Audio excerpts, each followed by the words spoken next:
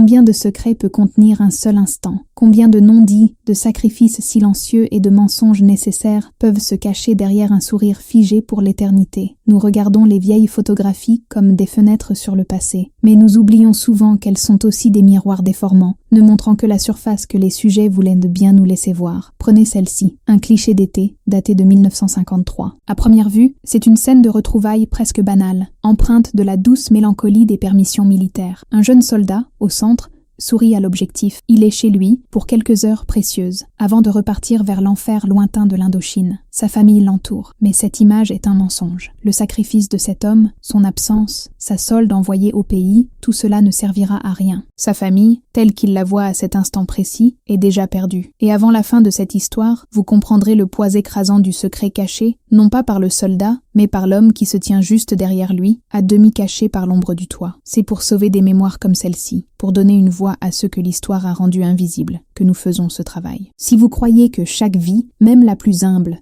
contient une leçon universelle, alors votre place est ici, avec nous. Prenez un instant pour vous abonner à notre chaîne et pour aimer cette vidéo. Ce simple geste nous aide à continuer de déterrer ces récits oubliés et assure que des histoires comme celle-ci ne soient pas perdues une seconde fois dans les limbes du temps. Nous sommes en France, à l'été 1953. L'air est lourd, non seulement de la chaleur écrasante qui pèse sur les champs de blé mûr, mais aussi d'une tension collective. La Grande Guerre, la Seconde, est terminée depuis 8 ans. Le pays se reconstruit, mais le prix de cette reconstruction est élevé. Les tickets de rationnement ont peut-être disparu, mais la prospérité est une promesse lointaine pour ceux qui vivent de la terre. C'est la France profonde, celle des petits villages où tout le monde se connaît et où les secrets sont aussi bien gardés que les confitures dans le cellier. C'est dans ce monde que vit la famille que vous voyez sur cette photo. Et au loin, à des milliers de kilomètres, une autre guerre fait rage. Une guerre dont on parle à mi-voix, la sale guerre d'Indochine. C'est une guerre de jungle, de moussons et d'embuscades. Une guerre qui ne dit pas son nom et qui dévore les jeunes hommes de ces mêmes villages. Le soldat au centre de la photo est Étienne, l'aîné. L'uniforme est un peu grand pour lui, il a maigri, mais il sourit. C'est le sourire de celui qui accomplit son devoir, le sourire de celui qui croit que son absence a un but. Il s'est engagé 2 ans plus tôt, non par patriotisme flamboyant, mais par nécessité. L'exploitation familiale, une petite ferme laitière et quelques champs de céréales, croulaient sous les dettes. L'hiver 1951 avait été rude, la récolte catastrophique. S'engager, c'était assurer une solde régulière, une somme qui, mois après mois, était envoyée à la maison pour payer les créanciers, pour acheter les semences, pour que la famille tienne le coup. Son sacrifice, pensait-il, était le pont qui permettrait à sa famille de traverser la rivière de la misère. À ses côtés, sa jeune épouse, Agnès. Elle tient leur fille, Marie, âgée de 3 ans, sur sa hanche. Son sourire est plus fragile que celui d'Étienne. C'est le sourire de celle qui compte les jours, de celle qui redoute le facteur. Elle essaie de paraître forte, de lui montrer que tout va bien, que son absence est gérée. Le petit garçon devant, c'est Luc, 5 ans, qui regarde l'uniforme de son père avec un mélange de fierté et d'incompréhension. Et puis, il y a les parents, plus âgés, assis sur le banc de pierre, le visage raviné par le travail et l'inquiétude. C'est une façade parfaite de résilience rurale. Mais cette histoire n'est pas celle d'Étienne, le héros en uniforme. Elle n'est pas non plus celle d'Agnès, la Pénélope rurale. L'histoire qui donne à cette photo son poids tragique est celle de l'homme que vous remarquez à peine. Là, dans l'embrasure de la porte de la grange, légèrement floue, se tient Julien, le frère cadet. Il a 20 ans, il ne porte pas d'uniforme. Il porte le bleu de travail sali par la terre et la graisse. Il ne regarde pas l'objectif, il regarde son frère, Étienne. Et dans ses yeux, il n'y a ni fierté, ni joie de retrouvailles. Il y a une fatigue infinie et le poids d'un secret dévastateur. Julien est le protagoniste invisible de cette journée. C'est lui qui est resté. C'est lui qui a dû affronter la réalité que la solde d'Étienne ne pouvait pas combattre. Car le véritable ennemi n'était pas dans une jungle lointaine. Il était ici, dans leur propre village. C'était la banque, c'était le climat, c'était la modernisation que leur petite ferme ne pouvait pas suivre. Au moment précis où l'obturateur de l'appareil photo s'est fermé, capturant ce sourire d'Étienne, Julien est le seul à savoir que la ferme n'est déjà plus à eux. La lettre finale de saisie est arrivée 3 jours plus tôt. Elle est cachée sous la pile de linge dans son armoire. La banque leur a donné jusqu'à la fin du mois. Cette permission d'Étienne, qui devait être une bouffée d'oxygène, est en réalité un adieu. Ils jouaient tous une pièce de théâtre pour un seul spectateur, le soldat qui repartira demain à l'aube. Julien est le metteur en scène et l'acteur principal de cette supercherie. Chaque sourire qu'il adresse à son frère est un mensonge. Chaque conversation évitant les sujets financiers est une performance. Le secret qu'ils gardent n'est pas un petit arrangement, c'est la dissolution de leur monde. Le sacrifice d'Étienne n'a pas sauvé sa famille. Il n'a fait que l'acheter quelques mois d'un faux espoir, tout en laissant Julien seul pour affronter l'effondrement. Cette photo ne capture pas des retrouvailles, elle capture le calme insoutenable au cœur de la tempête. L'obturateur s'est refermé, le petit oiseau imaginaire a chanté, et l'instant est figé. L'appareil photo est rangé, et avec lui, la pause collective s'effondre. Les sourires forcés se fanent. Les épaules s'affaissent. La comédie du bonheur, jouée pour l'objectif, s'achève pour laisser place à la tension sourde de la réalité. « À table !» lance la mère, Simone, d'une voix qu'elle veut enjouer, mais qui se brise sur la fin. C'est l'heure du déjeuner, le repas de fête pour le retour du soldat. Sur la grande table en bois de la cuisine, celle qui a vu 3 générations de cette famille, trône un poulet rôti, doré à la perfection, entouré de pommes de terre. C'est un luxe qu'ils ne peuvent plus se permettre, un luxe payé par les derniers sous d'un crédit épuisé, ou peut-être par la vente discrète d'un outil la semaine dernière. C'est une autre brique dans le mur du mensonge que Julien construit brique par brique autour de son frère. Ils s'assoient tous. Étienne, le héros, est au centre, bien sûr. Julien s'assoit en face de lui, une position qui le force à affronter le regard de son frère, un regard qu'il passe les 3 prochaines heures à éviter. Le silence dans la cuisine est plus lourd que la chaleur de l'été. On n'entend que le cliquetis des fourchettes contre les assiettes en faïence. C'est Étienne qui brise la glace. Il raconte une anecdote de la caserne à Saïgon.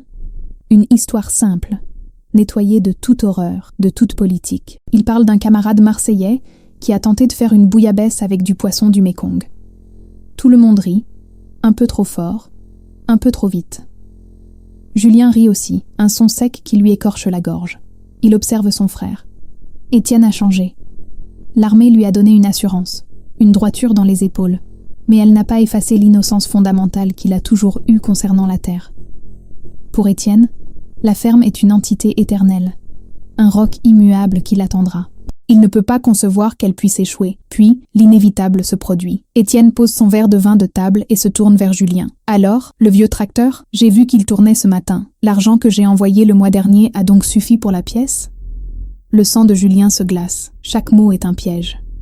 Il avait menti dans sa dernière lettre. L'argent n'avait pas servi à réparer le tracteur. Il avait servi à payer l'intérêt d'un prêt usuraire, juste pour gagner 2 semaines de plus avant la saisie. Mais le tracteur avait démarré ce matin, par un hasard mécanique. « Oui, » répond Julien, sa voix étonnamment stable. « C'était la magnéto. J'ai trouvé la pièce chez le ferrailleur à Villeneuve. Un coup de chance. » Il ajoute des détails, il s'enfonce de lui-même. Il parle de la difficulté à l'ajuster, du calage de l'allumage. Il se déteste pour la facilité avec laquelle les termes techniques sortent de sa bouche. Il se déteste d'être devenu un si bon menteur. À l'autre bout de la table, leur père, Pierre, se racle la gorge mais ne dit rien. Il fixe son assiette vide, comme s'il y lisait l'avenir. Agnès, la femme d'Étienne, sent la catastrophe approcher. Elle se lève précipitamment pour desservir, détournant l'attention. « Tu nous parles encore de l'Indochine, Étienne ? C'est comment les gens là-bas ?» Elle pose la question avec une terreur mal déguisée. La terreur de celle qui sait que la prochaine lettre pourrait porter un ruban noir. Étienne fronce les sourcils. Son esprit s'éloigne. « C'est différent, dit-il seulement. » Le repas se termine sur cette note évasive. Le poids de la supercherie est écrasant. Julien a l'impression que le poulet rôti est une pierre dans son estomac. L'après-midi s'étire, collante et interminable. Les parents prétextent une sieste, fuyant la conversation. Agnès emmène les enfants jouer près du puits, créant une zone de sécurité autour de leur innocence. Cela laisse les 2 frères seuls. « Viens », dit Étienne, en donnant une tape dans le dos de Julien. « Allons inspecter nos terres. » Ce mot, « nos », résonne en Julien comme un coup de marteau sur un os. Nos terres. Des terres qui, dans les registres du cadastre, appartiennent déjà à la banque. Il marche lentement dans la poussière sèche du chemin qui sépare les champs de blé et le pâturage. Pour Étienne, c'est un pèlerinage. Il respire l'air de chez lui. Il parle de l'odeur de la paille, de la forme des nuages. Il parle de ses projets. « Quand je reviens » commence-t-il. Et non, si je reviens. Quand je reviens, Luc sera assez grand pour conduire le tracteur. On pourrait acheter la parcelle du vieux Martin, doubler la production. Julien marche à côté de lui, la tête basse. Chaque projet d'Étienne est une torture. Julien ne voit pas les champs de blé doré. Il voit les mauvaises herbes que, seul, il n'a pas le temps d'arracher. Il ne voit pas un avenir. Il voit la fin de tout ce qu'ils ont connu. Ils arrivent à la clôture qui borde le bois. Elle est en mauvais état. Quelques poteaux sont cassés. Le fil de fer barbelé pend, rouillé. « Mais pourquoi tu n'as pas réparé ça ?» demande Étienne, son ton changeant brusquement. Ce n'est plus le frère, c'est le soldat, l'aîné, celui qui voit un manquement au devoir. Les bêtes pourraient s'échapper. C'est la base, Julien. C'est là que Julien flanche, la fatigue de l'année, le poids du secret, l'injustice de la remarque. Il se retourne vers Étienne, les yeux flamboyants de colère contenue. La base, tu crois que je ne sais pas? J'ai passé l'hiver à essayer de sauver la vache qui était malade pendant que tu étais... ailleurs. Je n'ai pas eu le temps. La froideur de sa propre voix le surprend. Étienne recule d'un pas, stupéfait. Il n'a jamais entendu son jeune frère lui parler ainsi. « Julien, qu'est-ce qui se passe? Tout va bien ici, n'est-ce pas? Vraiment ?» C'est le moment, l'instant de vérité. Le soleil est à son zénith. Il n'y a pas d'ombre où se cacher. Julien ouvre la bouche. Il veut hurler que non, rien ne va bien, que tout est fini, que son sacrifice est inutile, que la ferme est morte.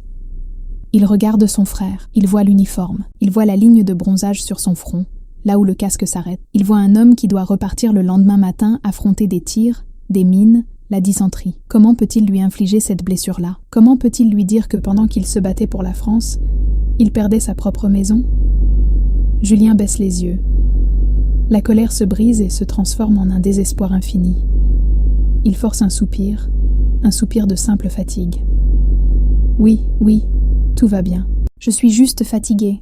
C'est dur, tout seul. Le mensonge a tenu. L'abîme s'est ouvert et refermé. Étienne, visiblement soulagé, passe un bras autour de ses épaules. Je sais, petit frère, je sais, mais tiens bon, c'est pour ça que je le fais, c'est pour vous tous. Ça en vaut la peine.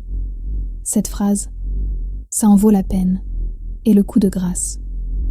Julien comprend que le sacrifice de son frère est désormais entièrement basé sur son propre mensonge. Il n'est plus seulement le gardien d'un secret, il est le gardien de la raison même pour laquelle son frère est prêt à mourir. La fin de l'après-midi s'est dissoute dans un crépuscule épais et lourd. La chaleur n'a pas diminué, elle semble s'être collée à la pierre de la ferme. Une présence physique qui étouffe les sons et les volontés. Le retour des champs a été silencieux. Étienne, sentant qu'il avait touché un point sensible, n'a plus posé de questions. Il a recommencé à parler de l'Indochine, mais cette fois, ce n'est plus pour rassurer. Il raconte le trivial, la nourriture en conserve, la bière tiède, les moustiques gros comme le pouce. Il parle pour combler le vide, un vide que son frère a créé et qu'il ne comprend pas. Julien marche à ses côtés, hochant la tête, mais il est déjà à des kilomètres. Il est en train de calculer. Le camion pour la gare passe à 5 heures du matin. Il lui reste moins de 10 heures pour être le frère, le fils, le fermier. Moins de 10 heures pour que la pièce de théâtre tienne bon. Le dîner est une parodie du déjeuner. Une soupe aux légumes clairs, du pain rassis et un reste de fromage. Le poulet rôti de midi semble appartenir à une autre vie. Autour de la table, les visages sont tirés. La mère, Simone, a les yeux rouges. Mais chacun prétend que c'est à cause de la fumée du fourneau. Le père, Pierre, ne dit rien. Il a sorti son vieux couteau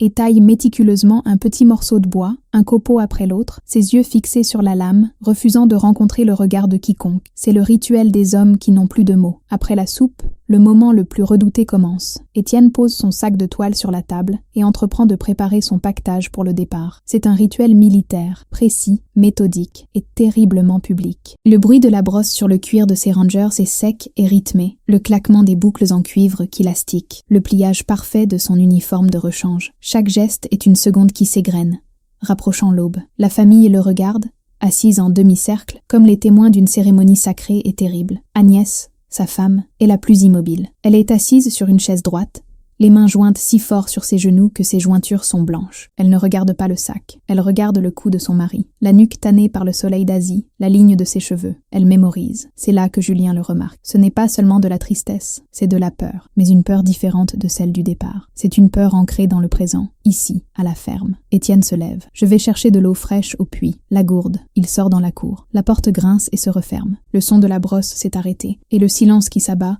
est assourdissant. C'est alors qu'Agnès bouge. Elle ne se lève pas brusquement. Elle se glisse de sa chaise et suit Julien, qui s'était levé pour aller dans la souillarde, prétextant de rincer son bol.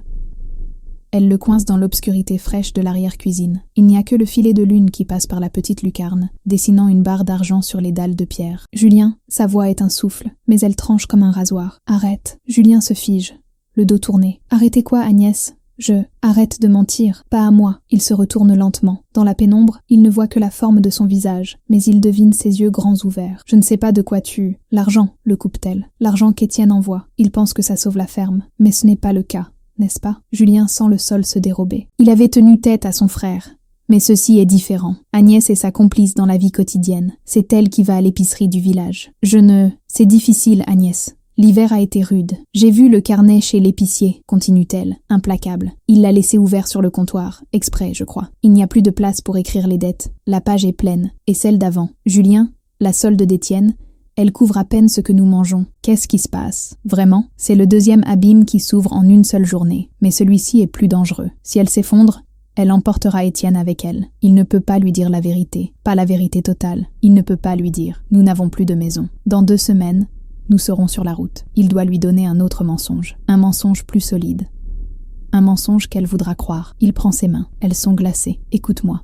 C'est pire que ce que je lui ai dit. Bien pire. Le tracteur n'est pas vraiment réparé. C'est un miracle qu'il ait tenu ce matin. Et oui, l'épicier nous coupe les vivres. Mais il cherche désespérément. Mais la récolte, regarde le blé. Il est bon cette année. Si on tient jusqu'à la moisson, si on tient encore un mois, on pourra tout rembourser. L'épicier, la banque, tout. C'est un mensonge plausible. La récolte est, en effet, belle. C'est l'ironie suprême. Ils perdront la ferme juste avant la seule bonne récolte en 3 ans. Agnès le fixe, voulant y croire. « 1 mois, tu es sûr ? Je vais faire en sorte, » dit-il. C'est à ce moment que la porte de la cuisine grince à nouveau. La lumière jaune envahit la souillarde. Étienne est sur le seuil, sa gourde à la main. « Qu'est-ce que vous fabriquez ?» Tous les deux dans le noir. On dirait un enterrement. Son ton est léger, mais ses yeux vont de Julien à sa femme. Agnès lâche les mains de Julien comme si elle la brûlait. Elle lève la main pour essuyer une larme qui n'est pas encore tombée. Rien. Je disais juste à Julien de faire attention à lui et de veiller sur nous. Elle force un sourire. On va se coucher. Tu dois être fatigué, Étienne. La soirée se disloque. Chacun part vers sa chambre, emportant son propre fardeau. Julien monte dans sa petite chambre sous les toits. Il s'allonge sur son lit, tout habillé. La chaleur est suffocante ici, sous les tuiles. Il n'y a pas d'air. Il écoute. La ferme est vivante de secrets. À travers le plancher, il entend ses parents dans leur chambre, le murmure bas et vain de son père et le sanglot étouffé de sa mère. C'est le son de la défaite. Dans la chambre à côté de la sienne, celle d'Étienne et Agnès, il entend un autre son. Le grincement régulier et doux du lit. Ils ne parlent pas. Ils cherchent du réconfort l'un dans l'autre, une dernière fois, en silence, pour ne pas réveiller les enfants. Et puis, au bout d'1 heure, un autre son, venant de cette même chambre, le souffle profond et régulier d'Étienne. Il dort. Le soldat, épuisé par sa permission, confiant que son foyer est en sécurité, s'est endormi. Julien reste les yeux ouverts, fixant le plafond invisible. Il est le seul à savoir que la récolte ne les sauvera pas. Le seul à savoir que la lettre de saisie est définitive. Le seul à veiller sur une maison déjà morte. Le poids de tout leur sommeil repose sur lui. L'unique éveillé, le gardien d'une ruine. 4 heures du matin. L'obscurité n'est plus totale. C'est le bleu chien-loup. Cette heure incertaine où le ciel à l'est commence à peine à se décolorer, passant du noir d'encre à un bleu maladif. Julien n'a pas dormi. Il est assis sur sa chaise, près de la petite fenêtre de sa chambre. Il a regardé la lune achever sa course. Il a écouté chaque craquement de la maison, le grincement d'une latte de plancher dans la chambre de ses parents, le soupir d'Agnès dans son sommeil agité, après qu'Étienne se soit enfin endormi. Il a entendu le premier chant du coq, prématuré et rauque, à 3h30. Chaque son est un rappel que le temps s'écoule, inexorablement, vers l'aube, vers le départ. C'est la fin de la trêve. Bientôt, il n'aura plus à mentir à son frère. Il n'aura qu'à vivre avec ce mensonge. Seul. En bas, un bruit, un raclement de chaises sur la pierre. C'est sa mère. Simone est levée. Elle ne veut pas que son fils parte le ventre vide. Julien entend le bruit métallique du tisonnier qui ranime les braises dans le poêle. Le cliquetis de la cafetière en fer blanc. Il ferme les yeux, non pour dormir, mais pour graver ces sons dans sa mémoire. C'est le son de sa vie qui s'achève. Il descend. Sa mère est là, dos à lui, devant le poêle. Elle ne se retourne pas quand il entre. « Il y a du café », dit-elle simplement.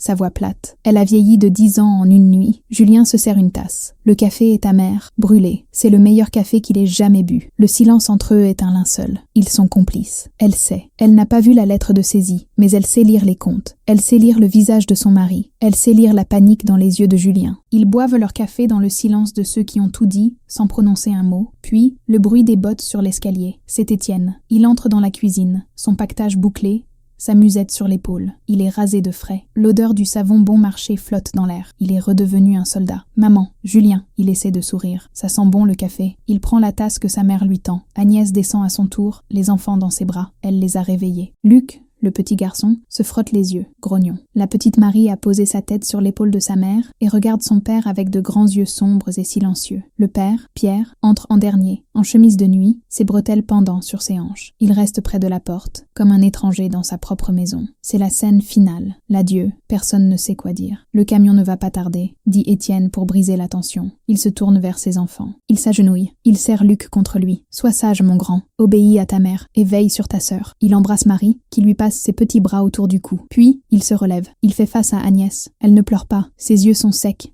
brûlants. Il se regarde pendant une seconde, qui dure une éternité. Il la prend dans ses bras et la serre si fort que Julien entend son souffle se couper. Il l'embrasse, un baiser dur, désespéré. « Écris-moi » murmure-t-elle contre sa bouche. « Chaque jour, promet-il. » Il la lâche. Il se tourne vers ses parents. Il serre la main de son père. Une poignée de main d'homme, ferme, qui dit tout ce que leurs bouches ne peuvent pas. Puis il embrasse sa mère. Simone s'accroche à lui. « Fais attention, mon fils. Mon Dieu, fais attention. » Elle sanglote enfin, des larmes silencieuses qui mouillent l'uniforme. « Je ferai attention, maman. » Il se dégage doucement. Il est temps. Il met son calot. Il regarde Julien. « Tu m'accompagnes jusqu'à la route ?» C'est une question, mais c'est un ordre. Julien hoche la tête. Il prend sa propre casquette sur le crochet. Ils sortent de la maison. La famille reste sur le seuil. Un groupe de statues sombre dans la lumière grise. Agnès tient maintenant les deux enfants par la main, les serrant contre ses jambes.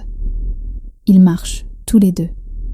Leurs bottes font craquer le gravier du chemin. La brume du matin est basse. Elle s'accroche au sol, donnant aux arbres du verger l'allure de fantômes. Ils marchent pendant 5 minutes sans rien dire. Le ciel s'éclaircit. On entend les oiseaux. Au loin, le bruit d'un moteur diesel se fait entendre, encore lointain. Le camion. Ils arrivent à la croix en pierre qui marque l'intersection avec la route départementale. C'est là qu'il doit attendre. Étienne pose son sac à terre et se tourne vers son frère. Le soldat a disparu. C'est juste Étienne, l'aîné, l'air soudainement vulnérable. « Julien !» commence-t-il, la voix rauque. « Je sais que c'est dur, je sais que je te laisse tout sur les bras. » Julien veut crier. « Tu ne laisses rien, il n'y a plus rien. » Mais il se tait, il regarde la route. « Je ne sais pas ce qui va se passer là-bas, » continue Étienne, baissant la voix. « Je veux juste que tu saches, tout ce que je fais, c'est pour vous. C'est pour cette terre. C'est pour que Luc et Marie grandissent ici. Comme nous. » Il pose ses 2 mains sur les épaules de Julien. Le contact est lourd, brûlant. « Tu dois me promettre quelque chose. Promets-moi que tu tiendras le coup, quoi qu'il arrive. Promets-moi que tu veilleras sur eux, sur Agnès, sur les parents. Promets-moi que tu sauveras la ferme. C'est le point de rupture, l'ultime test. » Julien regarde son frère dans les yeux. Il voit l'uniforme qui va le ramener à la guerre. Il voit la foi absolue dans son regard. S'il dit la vérité maintenant, il n'envoie pas un soldat au front. Il envoie un homme mort, un homme brisé qui n'a plus rien à défendre. Il commet un meurtre. Le mensonge, hier, était un bouclier pour la famille. Ce matin, le mensonge est devenu un bouclier pour Étienne. C'est le dernier sacrifice. Julien avale sa salive. Il trouve sa voix, quelque part au fond de sa gorge. « Je te le promets, les mots sont sortis. C'est irrévocable. Je m'occuperai de tout. Ne t'en fais pas. Pense juste à revenir. Reviens entier. » Étienne sourit. Un sourire immense, de pur soulagement. « Merci, mon frère. » Il le serre dans ses bras. C'est une étreinte d'homme, dure, rapide, puis il le lâche. Les phares du camion déchirent la brume. Le véhicule ralentit en crissant. C'est l'heure. Étienne ramasse son sac, le jette à l'arrière et grimpe. Il ne se retourne pas. La porte claque. Le camion accélère. Un nuage de fumée bleue et âcre. Julien reste immobile sur le bord de la route. Il regarde le camion disparaître. Il regarde jusqu'à ce que le bruit du moteur s'éteigne, avalé par la campagne qui se réveille. Le soleil se lève enfin, touchant le sommet des arbres. La lumière dorée frappe les champs de blé, les faisant ressembler à un océan d'or. L'or qu'ils ne toucheront jamais. La pièce est finie. Le spectateur est parti. Julien est seul. Il se retourne lentement et reprend le chemin de la ferme. Chaque pas est plus lourd que le précédent. Il n'est plus le gardien d'un secret. Il est le propriétaire unique d'une ruine. Le son du camion s'est éteint depuis longtemps, mais Julien reste sur le chemin. L'aube est maintenant un jour franc, brutal. Le soleil, qui il y a 1 heure à peine n'était qu'une promesse, frappe maintenant son visage, et la lumière ne lui apporte aucune chaleur, seulement une clarté impitoyable. Chaque détail de la ferme, en bas dans le vallon, est désormais visible. La tuile manquante sur le toit de l'étable, la peinture écaillée des volets, la clôture cassée qu'Étienne avait remarquée. La veille, c'était en les signes d'une lutte. Ce matin, ce sont les stigmates d'un cadavre. Il a fait une promesse qu'il ne peut pas tenir, basée sur un mensonge qu'il ne peut plus rétracter.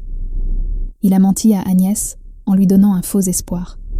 La récolte. Il a menti à Étienne en lui donnant une fausse mission. Sauver la ferme. Il est le seul dépositaire de la vérité. La récolte ne sera jamais la leur, et la ferme est déjà perdue. Il rentre. La cuisine est telle qu'il l'a laissée, mais l'atmosphère est irrespirable. La tension du départ a fait place à un vide sidéral. Sa mère nettoie la tasse de café d'Étienne. Ses gestes lents, méthodique, comme pour effacer sa présence. Son père est assis à table, son couteau à la main, mais il ne taille plus le bois, il le fixe, la lame immobile. Agnès est là, les enfants endormis à nouveau dans la chambre voisine. Elle lève les yeux vers Julien. Son regard n'est plus celui, paniqué, de la veille. C'est un regard d'attente. Elle s'accroche au mensonge qu'il lui a donné. 1 mois, avait-il dit, la moisson. Julien ne peut soutenir son regard. Il hoche la tête, un geste unique, puis sort vers la grange. Les 2 semaines qui suivent sont un purgatoire. La vie à la ferme continue, mais c'est une pantomime grotesque. Julien se lève avant l'aube, attelle le cheval, travaille les champs. Il travaille avec une fureur désespérée, comme si l'effort physique pouvait, par la seule force de sa volonté, inverser la décision d'un tribunal. Il répare la clôture, il sarcle les betteraves, il prépare la moissonneuse-lieuse. Il fait tout ce qu'il aurait dû faire, tout ce qu'Étienne s'attendait à ce qu'il fasse. Mais il le fait en sachant que c'est inutile. Il le fait pour le compte d'un autre, un propriétaire sans nom qui prendra possession de son labeur. Agnès le regarde travailler. Elle voit l'effort et son espoir grandit. Elle recommence à parler de l'avenir, prudemment. Avec cette récolte, dit-elle un soir, on pourra payer l'épicier et peut-être demander un nouveau délai à la banque. Julien se contente de grogner en réponse. Il est devenu silencieux, muré. Les mots lui manquent. Dire la vérité, c'est admettre qu'il a menti à Étienne, qu'il a menti à tout le monde. Se taire, c'est laisser Agnès bâtir un château de cartes que le moindre souffle détruira. Il choisit le silence. Il est le gardien de la ferme, non pas de sa survie, mais de ses derniers jours. Puis, le souffle arrive. C'est un mardi matin. Le blé est parfait, lourd, doré, à quelques jours de la coupe. Julien est en train de graisser l'essieu de la remorque. Une voiture noire, une Citroën traction avant, s'engage dans le chemin de terre. Ce n'est pas la voiture du médecin, ni celle du vétérinaire. Elle brille sous le soleil. Elle est propre. Elle n'appartient pas à leur monde. Le cœur de Julien s'arrête de battre. Il sait, c'est le jour. La voiture s'arrête au milieu de la cour. La poussière retombe. 2 hommes en descendent. L'un est un homme de la ville, en costume sombre, une serviette à la main. L'autre, Julien le reconnaît, c'est Maître Fabron, l'huissier de justice de Villeneuve. La famille sort de la maison, comme attirée par un aimant. Simone s'essuie les mains sur son tablier. Pierre se tient derrière elle, plus voûté que jamais. Agnès sort, tenant la main de Luc. L'huissier ne prend pas la peine d'être aimable. Il ne regarde pas Julien. Il s'adresse à Pierre, le chef de famille officiel. « Pierre Dubois, c'est moi », dit le vieil homme. Sa voix un souffle. L'huissier sort un document de sa pochette. Il commence à lire. C'est un langage que personne ne comprend, plein de « en vertu de », de jugement exécutoire et de saisie immobilière. Mais un mot est clair pour tous. Expulsion. L'homme en costume sombre prend la parole. Sa voix est neutre, sans émotion. La propriété a été adjugée lors de la vente du 15 juin. Les propriétaires actuels ont un délai de 48 heures pour évacuer les lieux. 48 heures. Simone s'effondre. Pas de cri, juste un affaissement, comme une marionnette dont on coupe les fils. Elle tombe à genoux dans la poussière. Pierre la regarde, puis il regarde l'homme en costume, et pour la première fois, une étincelle de colère brille dans ses yeux. Mais la récolte, c'est notre récolte. Elle vaut de l'argent. L'homme en costume ajuste ses lunettes. La récolte appartient au nouveau propriétaire. Elle fait partie de la saisie. C'est le coup de grâce. C'est à ce moment qu'Agnès se tourne. Elle ne regarde pas l'huissier. Elle ne regarde pas ses beaux-parents. Elle regarde Julien. Son visage, qui avait été si plein d'espoir le matin même, se décompose. La compréhension la frappe. La réalisation que le travail acharné des 2 dernières semaines n'était pas un combat, mais un service pour l'ennemi. Elle s'approche de Julien, lentement. Elle est blanche comme un linge. « Tu le savais », murmure-t-elle. « Ce n'est pas une question, c'est une condamnation. » L'huissier et l'homme de la banque, leur tâche accomplie, remontent dans la voiture. 48 heures, répète-t-il à travers la fenêtre ouverte. La voiture fait demi-tour, soulevant un nouveau nuage de poussière, et disparaît. Le silence qu'il laisse est total. « Julien ?» répète Agnès, sa voix montant. « Tu le savais. Quand tu m'as parlé dans la souillarde, tu le savais déjà. » Julien ne peut que la regarder. Il n'a pas de mots. « Tu le savais » hurle-t-elle soudain, sa voix se brisant. « Tu le savais quand tu lui as dit au revoir. Tu l'as laissé partir. Tu l'as laissé partir en lui faisant croire qu'il sauvait quelque chose. Tu lui as promis. » Elle le frappe. 1 fois, 2 fois, de ses poings fermés, sur sa poitrine. « Menteur, menteur, tu as tout détruit. » Julien ne bouge pas.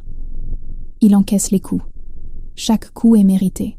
Il voit son père, qui n'a pas bougé. Il voit sa mère, qui pleure dans la poussière. Il voit Agnès, son visage déformé par la haine et le chagrin. Il a tenu sa promesse à Étienne. Il a veillé sur eux. Il a protégé son frère de la vérité. Et ce faisant, il est devenu le monstre, l'ennemi, le seul responsable à leurs yeux. Il est seul, au milieu de la cour, cerné par les ruines de sa famille et par l'or moqueur du champ de blé qu'il ne récoltera jamais. L'accusation d'Agnès résonne dans la cour, plus tranchante que le verre brisé. Menteur, Julien ne bouge pas. Il n'y a pas de défense. Il a fait un choix, là-bas, sur la route, dans le gris de l'aube. Il a choisi de protéger le soldat de la vérité, et ce faisant, il a sacrifié la femme et les parents du soldat. Il n'y a pas de pardon pour un tel acte. Il baisse la tête, acceptant les coups, acceptant le titre de traître. Les 48 heures suivantes ne sont pas un drame. C'est une opération chirurgicale sans anesthésie. C'est le démembrement silencieux d'une vie. La famille se brise en 2 groupes distincts. D'un côté, Agnès, soutenue par Simone, la mère, qui voit désormais en Julien non plus son fils, mais le complice de leur ruine. De l'autre, Julien et son père, Pierre. Le vieil homme,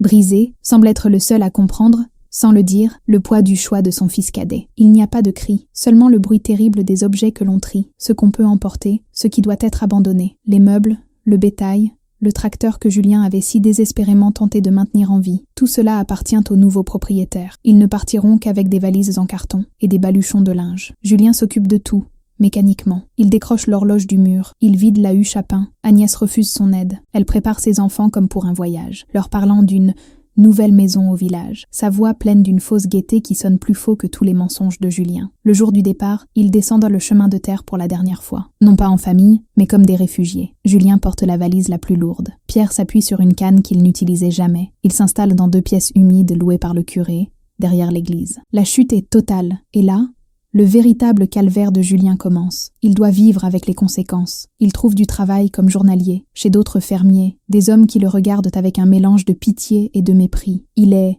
le fils qui a perdu la terre. Agnès, elle, devient blanchisseuse pour les notables du village. Elle ne parle à Julien que lorsque c'est inévitable. Et puis, il y a les lettres. La première lettre d'Étienne arrive, pleine d'optimisme, d'images de Saïgon. Agnès la lit à haute voix, dans la pièce commune. Puis elle regarde Julien, ses yeux morts. « Tu vas lui répondre, dit-elle. C'est un ordre. » Julien s'assied, et il continue de mentir. Il écrit que la vie au village est plus facile, que la ferme était trop de travail. Il ment pour maintenir le moral du soldat. Ironiquement, Agnès, qui le hait pour son mensonge, devient sa complice. Elle aussi écrit, entretenant la fiction, de peur que la vérité ne tue son mari plus sûrement qu'une balle. La fin de l'histoire arrive 6 mois plus tard, au cœur de l'hiver. Ce n'est pas une lettre, c'est un avis officiel, avec un ruban tricolore fin, mort pour la France. Étienne a été tué dans une embuscade près de Dien Bien Phu. Son sacrifice, croyait-il, était pour sa terre, pour sa famille. En réalité, il est mort pour un mensonge que Julien a construit pour lui. La nouvelle ne répare rien, elle ne fait que cimenter la tragédie. Le sacrifice d'Étienne était vain, et le sacrifice de Julien, son honneur, l'amour de sa famille, était tout aussi vain. Il n'a rien sauvé, il n'a fait que prolonger une illusion. Agnès s'effondre, mais cette fois, ce n'est pas de colère contre Julien, c'est un chagrin sec, sans fond. Les parents s'éteignent peu après, le père d'abord, la mère ensuite, consumés par la perte de leur fils et de leur monde. Julien reste seul, avec Agnès et les enfants de son frère. Il continue de travailler pour eux, mais il n'est plus un frère. Il est une ombre, un devoir. Et maintenant, regardons à nouveau la photographie de cet été 1953. Elle est devenue presque insupportable à voir. Le sourire d'Étienne n'est plus celui d'un héros en permission. C'est le sourire d'un innocent qui marche vers son destin,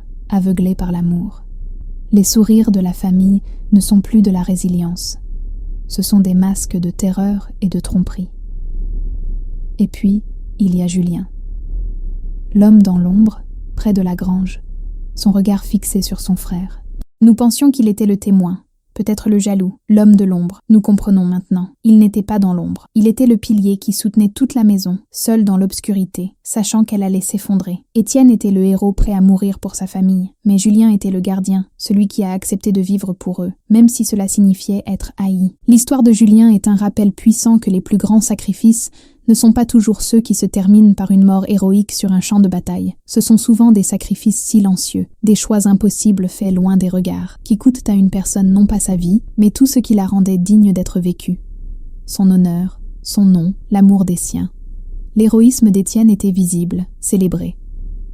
Le sacrifice de Julien était invisible, souterrain, et c'est pourtant lui qui a porté le poids du monde réel. Cela nous amène à nous interroger sur nos propres vies. Quelle est la différence entre la vérité qui détruit et le mensonge qui protège? Qui, dans votre propre famille, a peut-être joué le rôle de Julien, portant un fardeau en silence pour que les autres puissent aller continuer à sourire? Et lorsque vous regardez vos propres photos de famille, au-delà des poses et des sourires figés, quel secret insoupçonné s'y cache? Si vous avez ressenti le poids du choix de Julien et que vous êtes arrivé jusqu'ici, écrivez dans les commentaires le mot secret, Koleïta. C'est un mot pour tout ce qu'ils ont travaillé à obtenir et tout ce qu'ils ont perdu. Si des histoires comme celle-ci, qui donnent une voix à ceux que l'histoire a oubliés, résonnent en vous, s'il vous plaît, soutenez notre travail. Inscrivez-vous à la chaîne, aimez cette vidéo, et partagez-la. Votre soutien nous permet de continuer à déterrer ces vérités cachées. Et en attendant la prochaine, regardez la vidéo qui apparaît maintenant à l'écran.